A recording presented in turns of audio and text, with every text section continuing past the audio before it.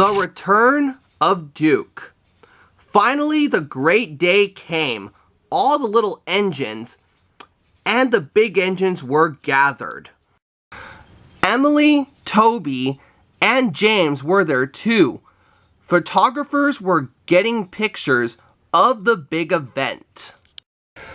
Sir Topham Hatt, Mr. Percival, and the yard manager were there, along with many other important people. They had waited for this important day for a long time. Suddenly, everyone all heard a familiar whistle. "There he comes!" Emily exclaimed. Everyone cheered with excitement as a familiar old engine came into view. It was Duke. "Duke, you're back!" Peter, Sam, and Sir Handel said excitedly. Then Sir Topham Hatt spoke. "Welcome, welcome. You have all come to welcome back the return of an engine we haven't seen in years, and to help out on Mr. Percival's railway. That was rediscovered by me and Farmer Trotter years ago.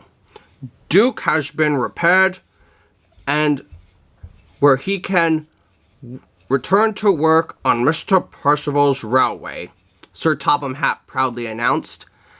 Everyone cheered. "Now with that," said Mr. Percival, "let's now celebrate," Mr. Percival said. All the visitors, including Sir Topham Hatt and Mr. Percival, went to celebrate. Sir Handel, Skarloey, and Peter Sam were quick to welcome Duke back to the railway.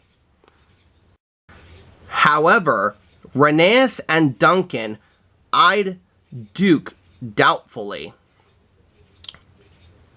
Duncan was cross that Duke was having a welcome back party. How come Duncan never had a party? Duncan decided to put Duke in his place. "So, you're Duke the lost engine everyone's been gossiping about," said Duncan crossly. "Why, yes I am, Duncan. I never saw you before on my old railway," said Duke to Duncan. "Well, Duke, do you know if the old quarry is haunted?" Duncan asked to Duke. Duke laughed. No," Duke replied. "Well, I believe a ghost is haunting it," Duncan said to Duke. Everyone was in complete shock. Their attention was now on Duncan. "A long time ago, when a diesel named Rusty told me the story about an engine who tried to cross a viaduct, but was never seen again. Sometimes at night, I hear the ghost engine's whistle, and sometimes I feel it may haunt me at night," Duncan said to Duke. Everyone was in awe, including Peter, Sam, Rheneas, Skarloey, and Sir Handel. "I remember that story. It was terrifying," said Peter, Sam in surprise. "That's a bunch of nonsense," Duke said to Duncan.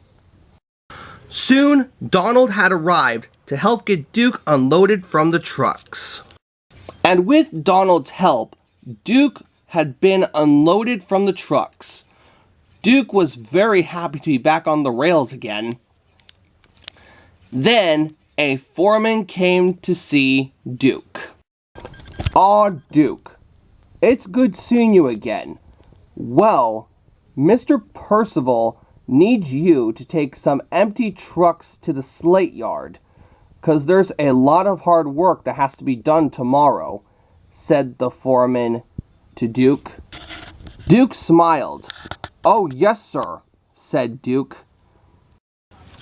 Duke was very happy to be back on the narrow gauge railway. He had finished up shunting the trucks at the slate yards. Ah, Duke sighed. Even though it was just one job, it's time to return back to the sheds, Duke said. That's when the trucks full of slate were uncoupled from Duke as Duke made his way back to the sheds. But what Duke didn't know was that when he returned back to the sheds, that Duncan was there too.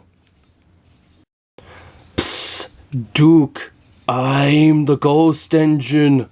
Ooh, Duncan said in a scary voice. Duke jumped in surprise.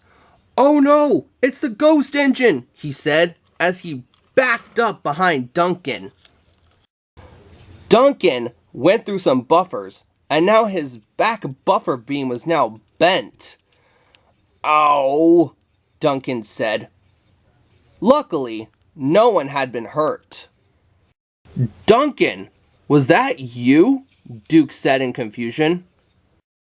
Duncan took a huge puff. Yes, Duke, it was me. I told you that story that Rusty told me a long time ago to make you look silly. And now I'm the one that looks silly and foolish, Duncan said to Duke. Duke smiled at Duncan. Oh, it's okay, Duncan. That story might have been scary, but you made me laugh, said Duke to Duncan. And so, after that, Duke and Duncan are now good friends. And Duncan now respects Duke greatly. Do you think Duncan is gonna trick Duke like that again? I am not too sure. Don't you?